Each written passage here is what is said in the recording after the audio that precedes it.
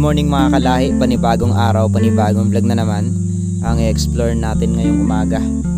So yan muli, kasama natin si Hubaderong Mangyan. Sa mga naghahanap kay Hubaderong Mangyan, kasama natin ulit siya upang puntahan itong napakaganda at misteryosong lugar na ito na pininiwalaan na mayroon isang birhen na naghihimala. At titignan din natin mamaya kung may mga tao tayong makikita dyan, dahil nung nakaraang taon ay pumunta kami dito at sabi nga nila balikan namin sa araw ng Biyernes Santo sapagkat marami daw mga taong nagdi-devotion dito. Ayan. So ngayon, ikikwento ko rin sa inyo yung nalaman ko sa mga taong nagkwento sa akin noon tungkol sa birhen na tinangkang kunin yung gintong mata. At ayon din sa mga kwento ng mga tao dyan, ay tila sinadya ang lugar na ito na nilagay dahil mayroon daw gustong kunin yung nagmamayari ng lugar na yan. Hindi natin alam kung kayamanan o isang bagay na mahalaga. Yan, nandito tayo ngayon sa Alipundo, Kalintaan. Ito yung Alipundo, Kalintaan, at dulo niyan ay yung Tanyag. At syempre kung mapapansin natin dito, yung napakagandang islang bato na yan, na palaisipan din sa amin bakit sobrang tagal na ng panahon ay hindi yan natitinag at lalo pa siyang naglalago. Ayan o, ito yung Lamintaw. So samahan nyo kami ni Hubaderong Mangyan upang lakbayin itong area na to at hanapin natin yung mahiwagang birhen na sinasabi nila. Prepare muna kami. Grabe, medyo malaylay yung tinakbo namin.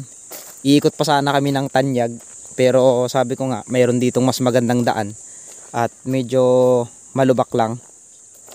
Ayan mga kalahi, iniwan muna namin yung mga service namin dito dahil mas pinili naming maglakad para mas challenging daw, sabi ni Hubaderong Mangyan.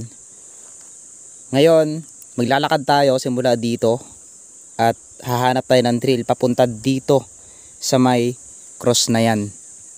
So ano nga ba yung expectation natin sa lugar na yan? Syempre may natanungan na rin tayo.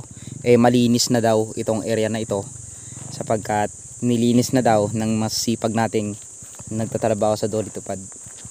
Ayun o, ganda ng mga bato dito.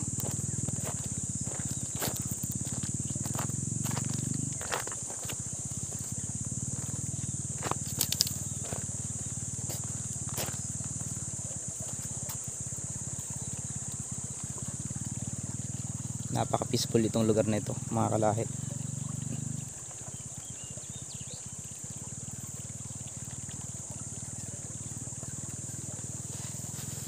Ang linaw, grabe.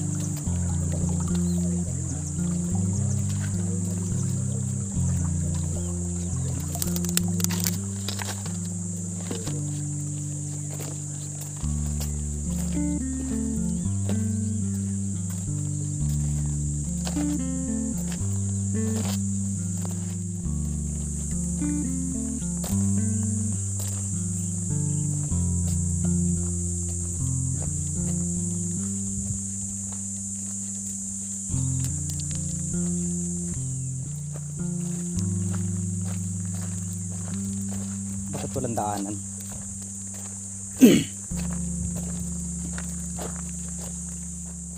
Mula nung last vlog namin mga kalahi dito, napakalaki na talaga yung pagbabago ng lugar na ito dahil noon ay wala pa itong mga gabyons na nakikita natin. Ngayon napakaganda at makikita mo nga na safe na yung mismong sityo ng Alipundo. Ayan, sa mga nagtatanong kung saan nga ba tayo ngayon, ang Queen Ranch po ay sakop siya ng Kalintaan, sakop ng sityo Alipundo. Ayan, may napansin lang tayo dito, pwede naman pala tayong umakyat. Pwede naman palang umakyat dito.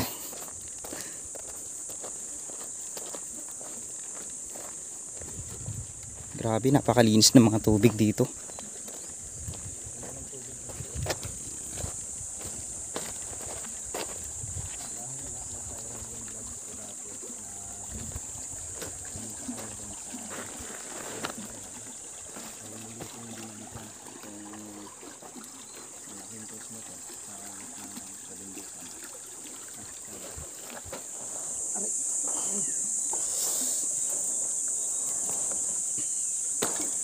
So ngayon, dito na tayo dadaan. Dito natin ngayon makikita yung mga lumang struktura na kung mapapansin nyo ay tila pinaglumaan na ng panahon.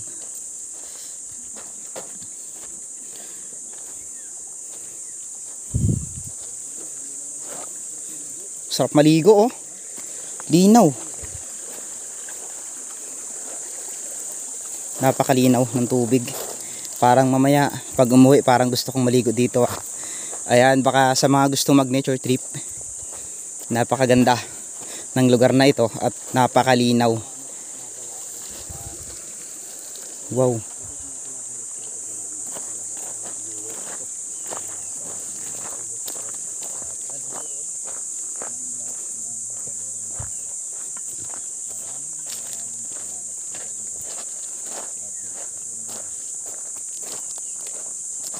Kung mapapansin nyo nga, napakalayo na sa kabahayan ito.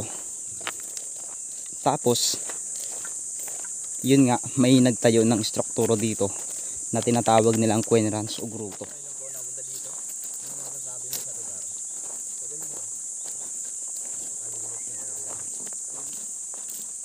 Diyan po yung barangay Alipundo sa bundok na Kalahi. Bago tayo makarating dito sa tulay na to, ay may napansin lang ako.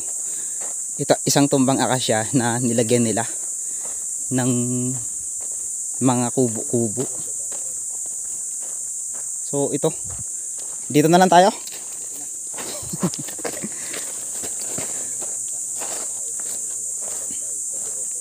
Ay, mayroon tao dito.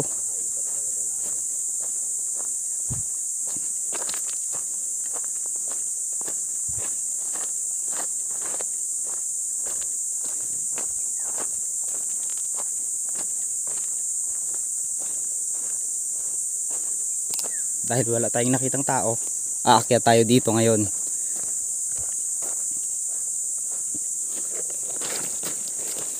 Medyo tarik. Wow, nice, ganda, blong blue.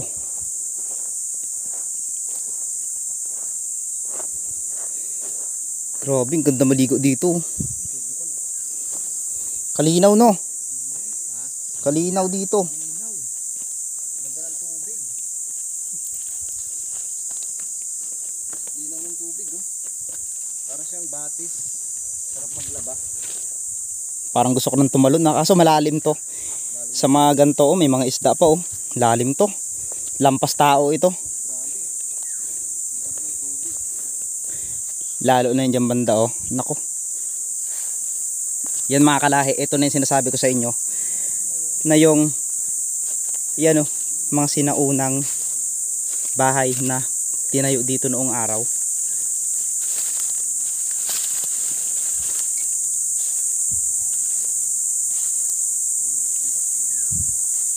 Yung mga sinaunang pundasyon hanggang ngayon buhay pa rin. Hindi natin alam kung ilang taon nang nakatayo ito dito.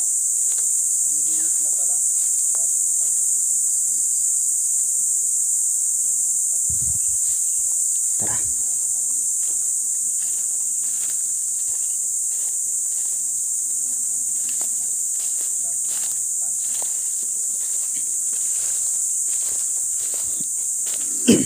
Wow, ang laki namang bayuko to. Laki. Kasi laki ng suntok ng tao. So ngayon mga kalahi, makikita natin dito yung sinaunang tulay na pinaniniwalaang ilang lindol na yung dumaan ay hindi pa rin ito nasira. Ayon nga sa mga ilan na nagsasabi, eh parang hindi daw gawa ng tao ito.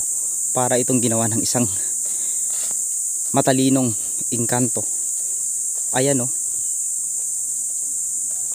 May mga bahay dito na hanggang ngayon ay nakatayo pa rin yung mga pundasyon.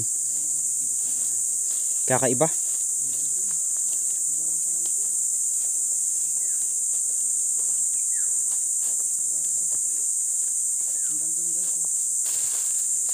Ang dami no, parang dating hindi mo alam kung dating kabahayan ba ito kasi grabe oh.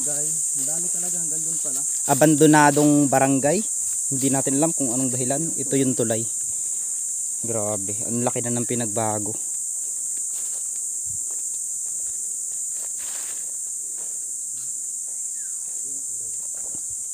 Two years ago pumunta kami dito. Napakaganda at napakatibay na to. Pero hanggang ngayon no, natumbahan na siya ng malaking puno eh, hindi pa rin siya natinag.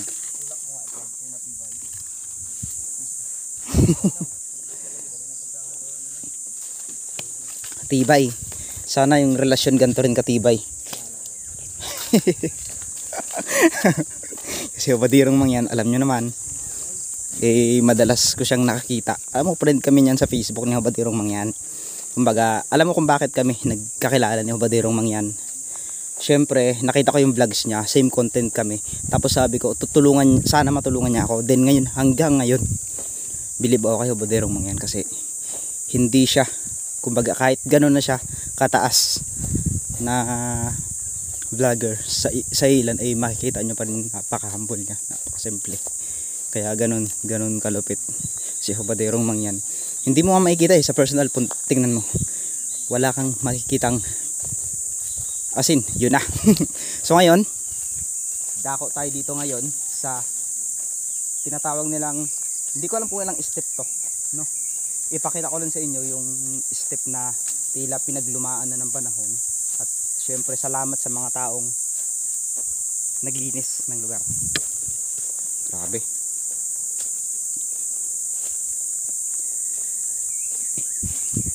Kung mapapansin nyo, sa sobrang luma na ng mga step na ito ay tila tumagilid na yung ibang mga step.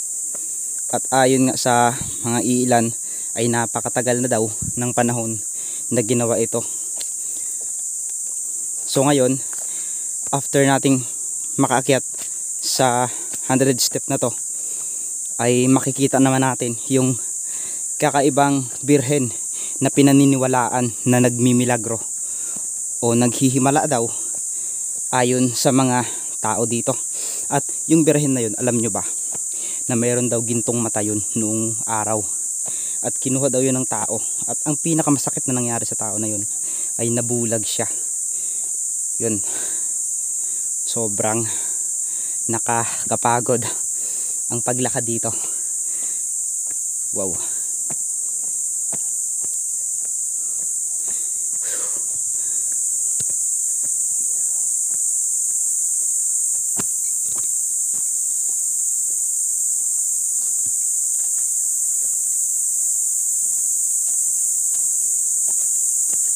So ayan, may mga ilang bagong bilya rin tayong nakita dito na itinanim na ng mga tao. Napakaganda. Kung mas ma-renovate pa sana itong lugar na ito. Whew, init. Grabe. Pagod. So ito na yung end ng step. At mula doon ay napakalayo nga. Almost 30 meters ang lalakarin mo.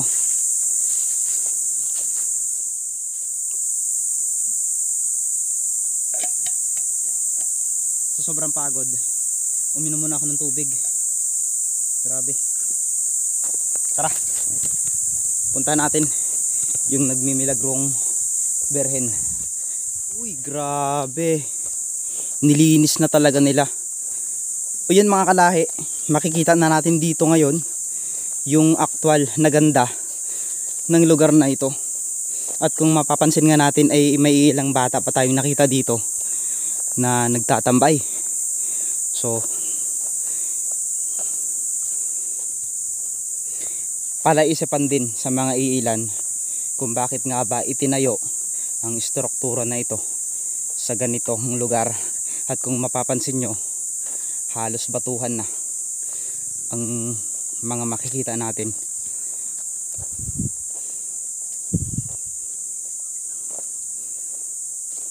Grabe.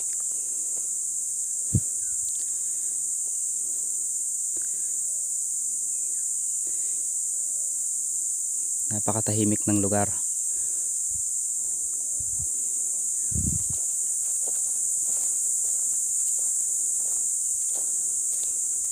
Meron din silang itinayo dito na mga kubo na pwedeng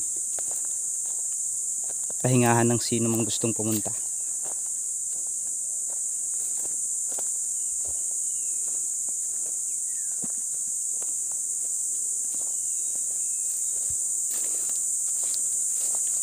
So, ito.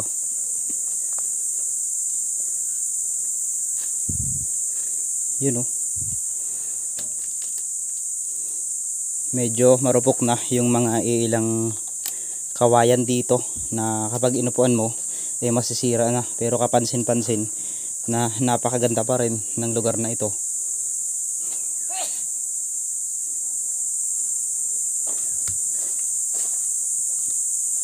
Grabe, oh. Bakit may hukay dito? May hukay dito mga kalahi. Ay, ito yung hinahanap ko. Yung mga sinaunang semento na hanggang ngayon ay buhay pa rin.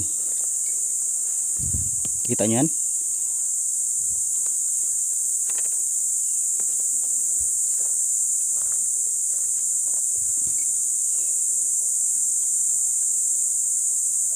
Grabe. Ito yung sabi nila noon na mayroong mga pato-pato daw dito at may mga bulaklak na magaganda na inilagay dito. At ito naman, dadako tayo dito sa lugar na ito na ang tawag nila dito ay altar. Ayan, o. Pinagdikit-dikit na bato ang ating makikita dito.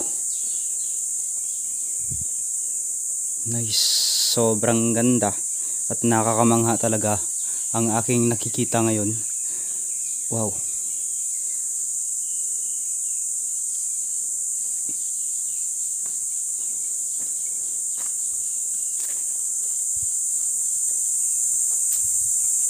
Parang sinadya itong lugar na ito. Pero ang lupit naman o ang galing ng taong nakaisip na magtayo ng ganitong istruktura dito. Dahil sa kabila ng napakagubat ng lugar na ito ay bakit dito nila piniling magtayo ng ganitong gruto. So ngayon, hindi na natin palalampasin yung pagkakataon na ipakita sa inyo yung isang birhen na may gintong mata at pinaniniwalaang naghihimala daw. Kaya nga tuwing Biyernes Santo ay maraming pupunta dito na mga tao upang bisitahin itong lugar na ito. At may mga iilan din naman na nakaugalian na nila na pumunta dito upang isa na rin yun sa mga tradisyon nila. Dahil may mga iilan na naniniwala na kapag ginawa nila yun ay mas gaganda pa o mas aalwan pa ang kanilang buhay. My God, grabe. Hanggang ngayon, kitang-kita pa rin natin yung pagiging aggressive ng cross na ito. Ano to? Burot?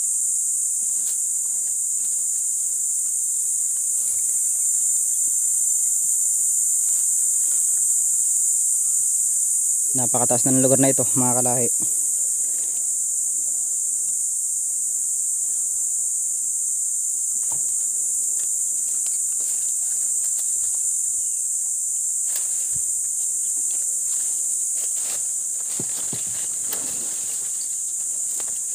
So yan mga kalahi, no, kapansin-pansin na ang cross na ito ay kahit saan ka tumingin ay kaya pala mapapansin natin ay pag nandoon ka, cross ang makikita mo.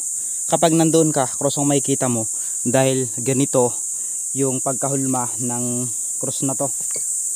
Yan. So napakaganda pala ng lugar na ito.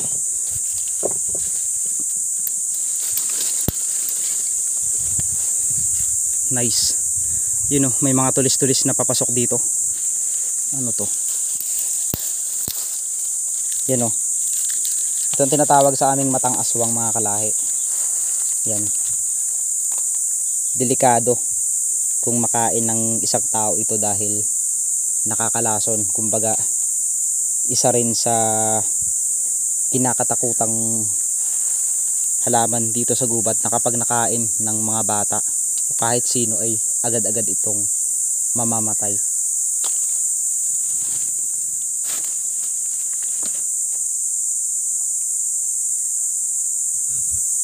So yun mga kalahi, maraming salamat sa panonood nyo.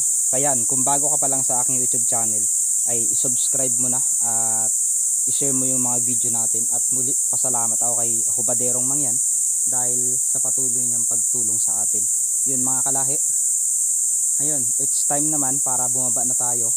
At dahil nakapag-install na si Hubaderong Mangyan ng solar panel ay pwede na nating iiwan sa mga tao ito ang kanyang in-install. At sana lang ay huwag nakawin ng mga tao itong solar panel na ito. Yun lang yung wish namin. So mga kalahi, maraming salamat po and God bless.